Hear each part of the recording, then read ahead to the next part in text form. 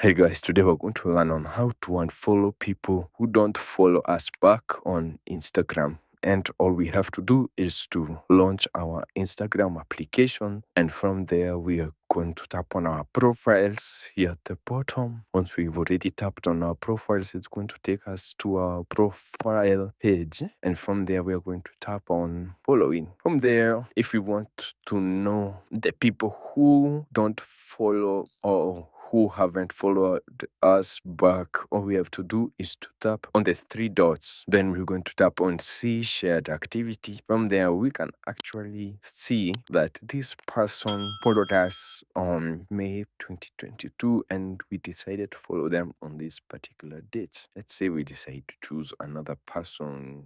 Let's say this persons, we're going to tap on the three lines and then we are going to tap on see shared activity. From there, we can actually see that this person doesn't follow us and we can decide whether we want to unfollow them. And that's how you can actually see the people who haven't followed us on Instagram. And thank you guys for watching this video. Please do like, share, and subscribe, and I'll see you guys on the next video.